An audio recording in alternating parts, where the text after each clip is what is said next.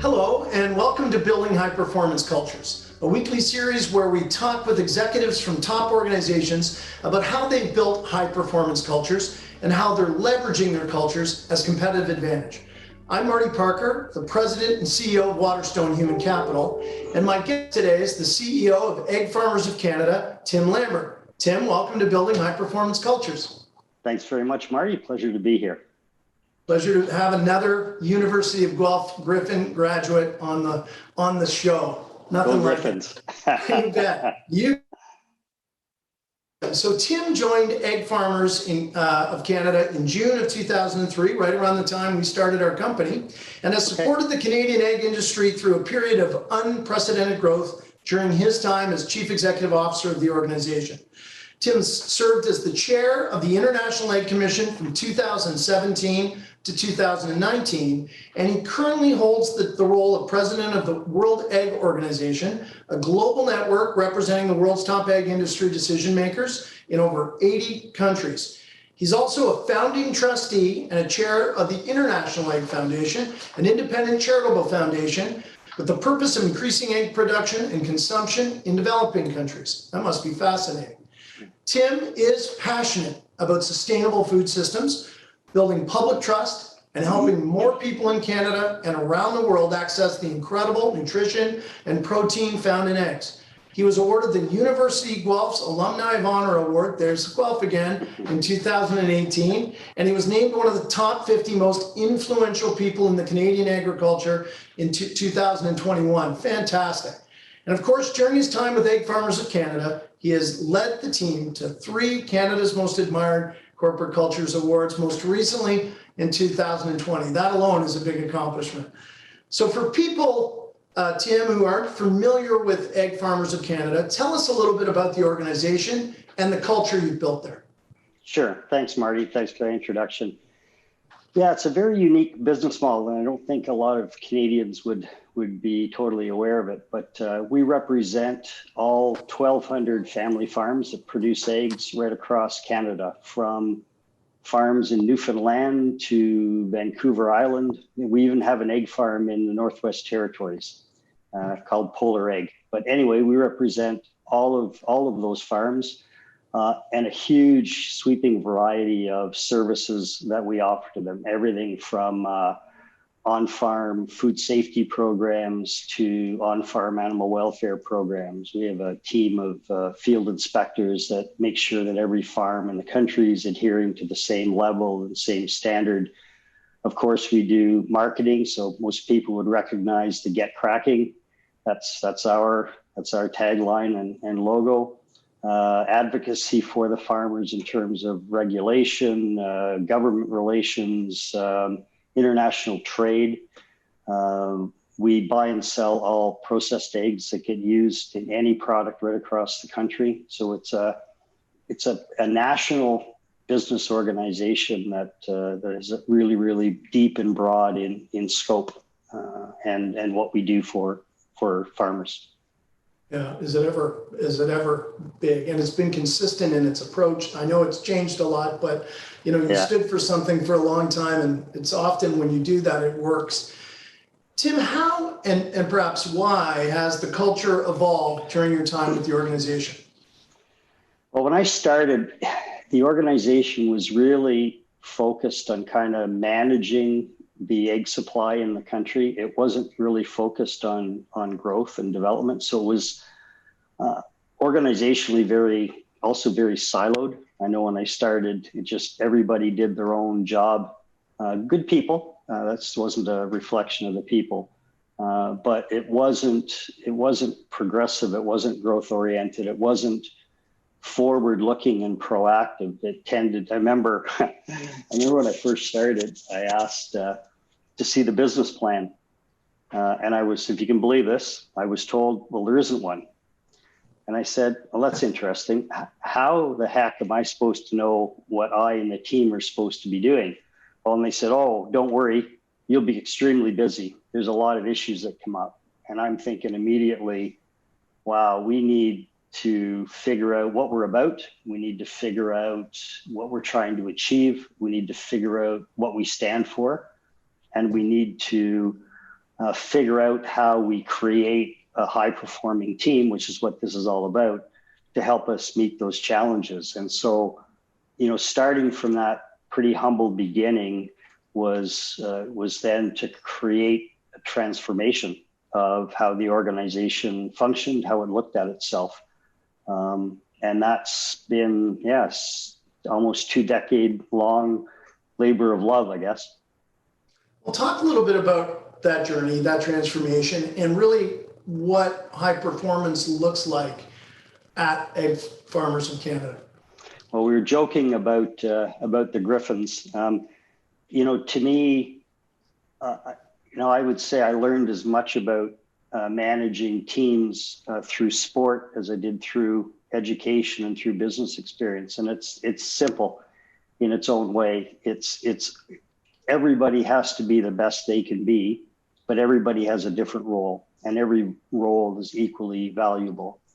And when you start with the philosophy of team and the philosophy that we're all in this together, and that for us to have individual success, we have to then have a team that can execute. So what does that look like? Well, you have to know what you're trying to achieve. So clarity of purpose, I think, is a critical piece. You have to know what your values are, what you stand for. And that was, for us, in some ways, maybe easier, because if you just start right at the whole concept of food production and agriculture in rural communities, there's a huge premium placed on working together and a huge premium placed on community. So that starts right at our board of directors. And so you start to frame out what are the processes we need, what are the types of people we need, what are the skill sets we need, what are the attitudes we need. You can have people with all the technical skills in the world, but if they're not prepared to work as a team, or not prepared to communicate, if they're not prepared to share, you can't win. So just like a hockey team, you need everybody committed to the purpose. And so it starts right literally with our hiring. Once every candidate that we ever hire into Egg Farmers of Canada, once the hiring manager and HR team has completed their work on the technical skills, I want to interview them for fit into our culture, attitude, teamwork, communication, approach to collaboration. These are all things that are extremely important. And a bit of a shout out to Waterstone Group and the work you do, because it's always nice to be successful in these things, but really we started out on that journey quite a few years ago to learn from others, to learn best practices, to learn how to build a high performing team and how to inculcate a successful culture that allows you to execute properly year over year. So that's been, it's taken a lot of years, but it's exciting to see the change. And it's led to business growth. Our industry is probably 65% or so larger than it was 15 years ago, which in a stable commodity like eggs is actually pretty exceptional. Well, very exceptional. And, you started out on a transformation, you start with values, you talked about recruiting, and really a focus on all of these things and learning from others. And thank you for the kind words. All we've done is really created a voice and a forum to recognize organizations like your own that have done it. But we certainly learned a lot along the way. And now we teach it. Just like any athlete who's been in any program, it's some of you, some want to just take it and move on, and others say, hey, this is really special sauce that I feel that I can impart and share with others. And we've learned as much as we could ever teach. But a big part of this for Egg Farmers of Canada, Tim, and you referenced it, was your values and your core values of integrity, innovation, credibility, and compassion. Now, credibility, interestingly, isn't a value that we see listed, highlighted very often. Why is it so important to your organization? So it starts right with what we produce. So we produce eggs for Canadian consumers. And we supply probably 93% of the eggs that Canadians consume every day. in whatever form, from eggs in the carton to things people may not think about, like mayonnaise or pasta making. And our commitment is that has to be the absolute highest quality, safest product. We have to lead in things like animal welfare. We have to embrace societal expectations around things like climate change. How do we produce eggs sustainably? So, then you take those same values of being responsible, of being credible. Like, we place a massive premium on building trust with Canadian consumers. And so if building trust is important, and if doing the right things the right way are important, then it's equally true to apply that thinking to your internal corporate philosophy. So how do you build that same level of credibility and trust with your employees? And you got to, as they say, walk the talk. And how can you profess to have those values externally without living them internally? And there are businesses that do that, but that's not what we're about. Right. Well, credibility, you talked about trust, but also what builds trust is strong, transparent communication, and that with credibility go hand in hand.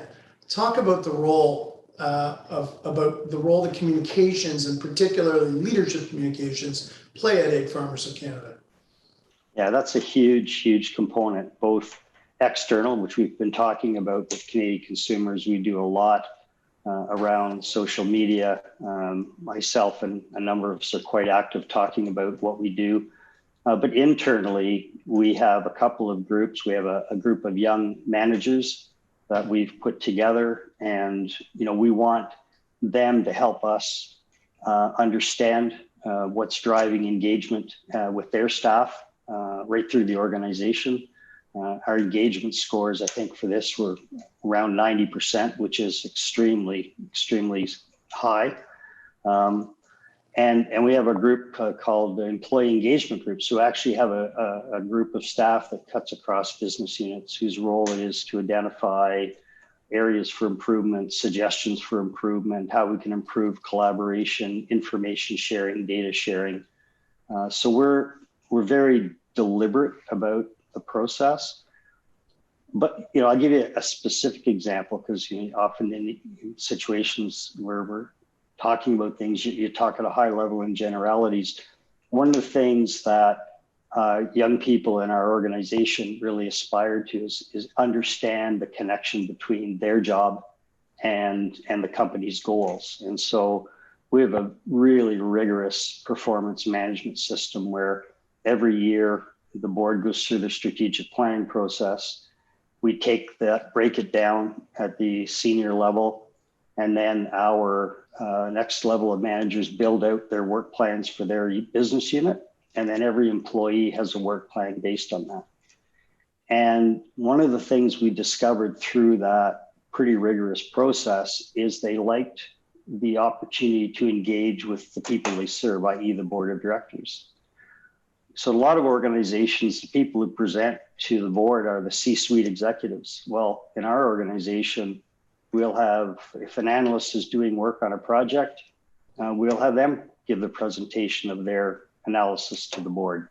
If somebody comes up with a good idea and it's something we pick up, I won't be up at the front of the board table saying, "Oh, I have a good idea." I'll say, Neil had a good suggestion, or Stephanie had a great idea.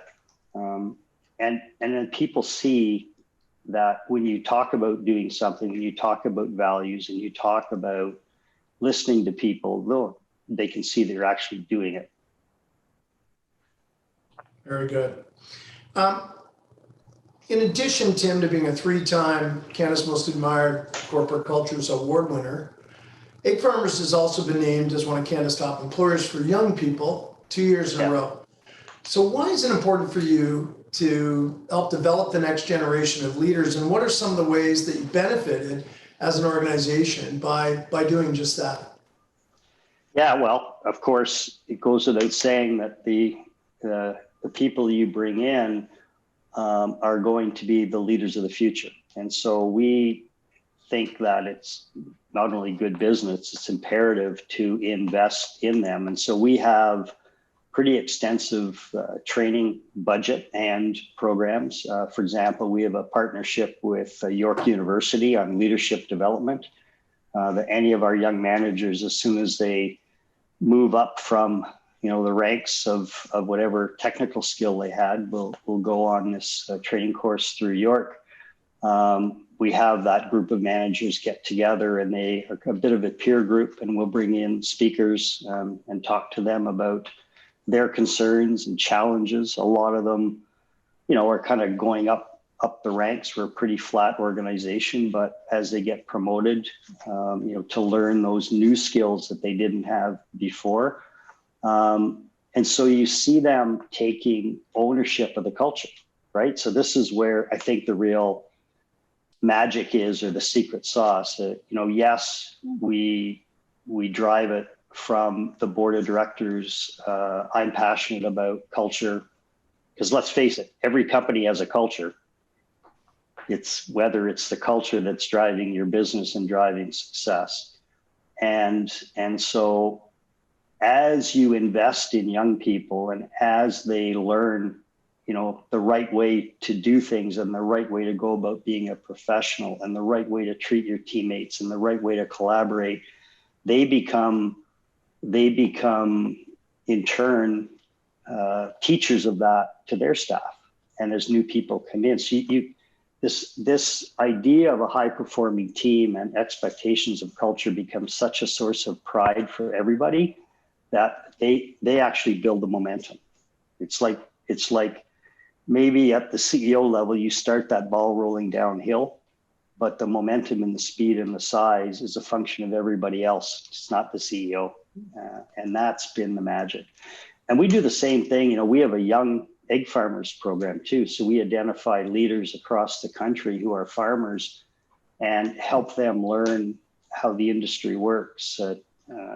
Teach them about international trade and Canada's trade agreements and how they work and how our system works. And in turn, they come on the boards as leaders as well. Not only have you focused on development and learning of young people, for sure, but you have a real focus on development and continuous learning, and in particular, a leadership development program. Talk a little bit about that. Yeah, so we partner with York. There's lots of really credible institutions out there, but we partnered with York University, and we do a series of modules on different aspects of people management, leadership, the difference between management and leadership, the evolution of a role. I mean, many people start in an organization at a more technical level. They have a particular expertise, be it marketing, be it finance, be it economics. And then they find themselves managing people. Well, right off the hop, the skills that got you the job are not the skills you need to do the next job. And our partnership with York has been, I think, really instructive and helpful for people to start to learn the difference, that trajectory from being good at what you do to supervising others, to managing others, to leading others. So it's a bit of a continuum that evolves. And the great thing that we found with that partnership is we take the feedback from the participants and use that to shape things for the next group that comes through. What are the specific challenges that they're seeing in our business environment that might, be a little bit unique to us, and how can we help them get the best out of it? So we offer training on hard skills, of course, but I think it's the mentorship and the coaching and the support that really pays off. Makes a difference. Now, another big focus for egg farmers is sustainability. And in fact, it's part of your shared vision and purpose for you and your team members, and that really you have for the future, your vision of the future of the organization and the sector. How is the corporate culture at Egg Farmers of Canada setting you up for success when it comes to that vision of the future? Eggs are already the most sustainable form animal protein in terms of low environmental impact from the World Resource Institute, so not our data, from global data. Eggs is very similar to rice and soybeans in terms of its environmental footprint. And so we already have this amazing product, protein, micronutrients, and we happen to be a very eco-friendly food. And we see those as twin drivers of growth into the future. How can we take that natural advantage and be even better in terms of reducing our resources used to produce a dozen eggs? So research and innovation is a big part of that. We have a network of research chairs across the country. We have a chair in economics at Laval. We have a chair in animal welfare at Guelph. We have a chair in public policy at Waterloo University. And we have a chair in environmental sustainability, Dr. Nathan Pelche at University of British Columbia, our Kelowna campus. And he's helping us develop, I'll give you a very specific example and try to be succinct about it. But, we have farmers collecting in their farms because they're very automated, very sophisticated, temperature, humidity, water use, feed use, every metric you could imagine. So he's helping us develop a tool that will allow farmers to aggregate all of this data across the country. And from there, it'll be anonymous for everybody, but that farmer can see where they sit with different metrics in terms of sustainable food systems. So a simple example would be energy use. If a farmer is in the lower quartile for energy use, well, what are other people doing differently that I'm not doing around LED lighting or alternative forms of energy? What are best practices? So we want to kind of equip them with the tool to self-assess and then the information access to help them continuously improve.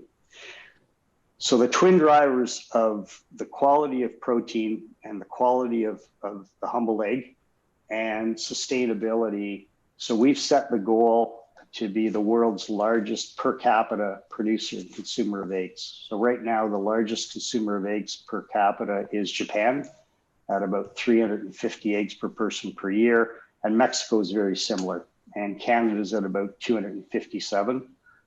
So coincidentally, in some ways, an egg a day, 365 eggs in a year would put us in the lead in the world. And that's our 10-year goal, 10-year vision with these twin drivers of quality and sustainability.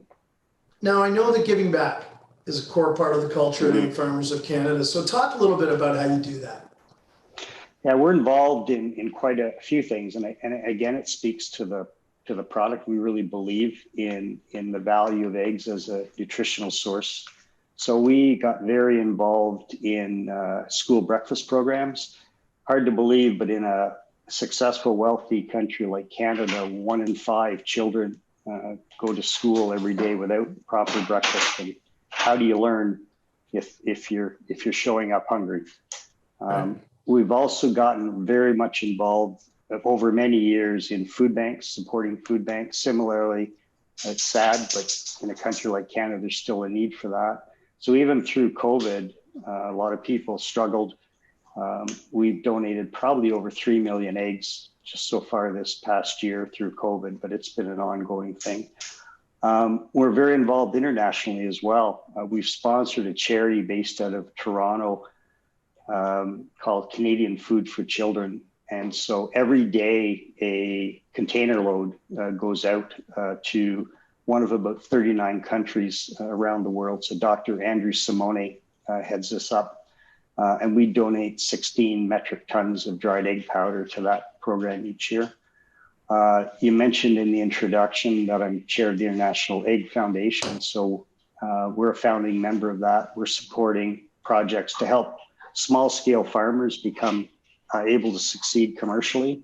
So we're sponsoring projects in Mozambique, Uganda, and we're involved in developing a project for 2 of the poorest states in India, Uttar Pradesh and Bihar, for an egg project. And we built an egg farm in Eswatini, which was formerly called Swaziland, Africa.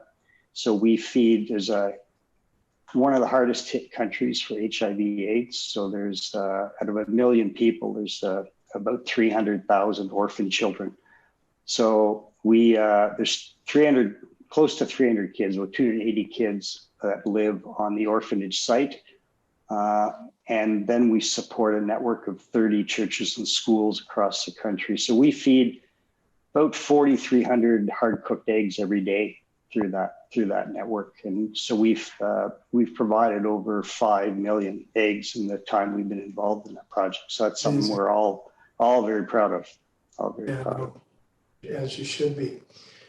Tim, as you look back over the last, let's call it almost 13 months, what is these past months in this unique time of a global pandemic, what's it taught you about your culture at Egg Farmers of Canada? It's reinforced the significance of having a culture where everybody is engaged and bought in. People know what we're trying to achieve. They know what their role is in achieving it. They have been recognized and get credit for their work. Because, boy, one of the things that we've all experienced doing everything via Zoom is it's tough sledding to really develop new relationships or develop collaboration if you don't already have it. I think that companies that have thrived through this are doing so on the strength of or on the back of having a strong internal culture. I think companies that may have struggled is if you don't have that, I think, people can drift. They can drift in terms of purpose. They can drift in terms of productivity. But we've maintained a really high level of productivity, a really high level of result. I mean, just to give you one quick example, we've seen consumption of eggs at retail, because people are eating at home more, up by about 10%. And then we saw a corresponding drop in food service and processed demand drop by close to 28%. And so eggs that wouldn't normally go to retail, like medium eggs, well, what do you do with them when you don't have a home at processed products? So the amount of collaboration and communication it took to kind of steer the ship was huge, but we had it. We had it because we have this internal team that everybody just carried on. I can't say enough. Our team has been phenomenal throughout this, but it reinforced the need to have it. No question. So just a couple more questions for you, Tim. Sure. The first would be kind of looking out ahead, and that is, if you look out 3 or 4 or 5 years, what do you see as critical to aligning your people to your culture and to sustaining the high performance culture that you have at Egg Farmers of Canada? Yeah, and to that, you go back to what I was talking about. They take a lot of pride in who we are. They take a lot of pride in our product, the egg, and they see the investment we're making to be a leader in things like climate change and sustainable food systems. And that gives so much purpose to their work. And so you bolt that onto this vision, this pursuit of being the world's largest per capita producer and consumer of eggs. And you just see people getting excited about the possibilities. So in terms of culture, that's continuous improvement. I think we have a strong culture. It's now, how do we improve our tools that allow us to collaborate? How do we improve our tools that allow us to communicate effectively? I think, we've built a successful machine, if you will, and now it's continuing to learn. Again, back to the work that you do, learn what best practices are emerging, how people are looking at similar challenges, and then apply that to just be a little bit better every day. A little bit better every day will make you a lot better real fast. Tim, you love to coach, and sports and athletics and developing people, period, has been a big part of your professional but also personal life. So what's the one piece of advice that you'd give to a young person or a young leader who's just starting out on their high performance culture or leadership journey? think that, for young people, you start out wanting to be the best you can be. And that's why, some people tend to aspire to those leadership roles. And so they become really good at what they do. And then they get promoted to some other management or leadership role. But the skills that help them be the best they could be at their particular job are not the skills they will need to succeed at the next job. And a lot of people fall into the trap of thinking, if I was a great analyst, then I have to be a super analyst if I'm going to manage other analysts. And that's not the case. You have to almost constantly reinvent yourself as your career advances. And the trajectory on that, you think about as people have more and more senior levels of responsibility, the complexity and scope of what they have to manage, whether it's finance, whether it's marketing, whether it's communications, whether it's trade, exceeds, it doesn't matter how talented somebody is. So the more you move forward in your career, the more you need to rely on your teammates. The more you go from being a super doer to being a coach and being a mentor. It's a natural trajectory, but to succeed at it, you have to embrace the truth of that the only way you can succeed is by helping others succeed around you and support them in their pursuit of individual excellence. And never forget, they wanted what you want.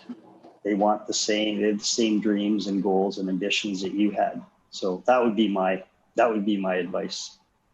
I've done a lot of these interviews over the course of over a year now, Tim, and that is some of the simplest and best guidance I've ever heard.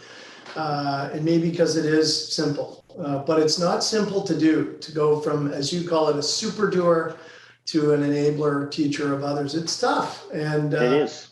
I know it's well into my 50s now, and it's still a work in progress, I can assure you.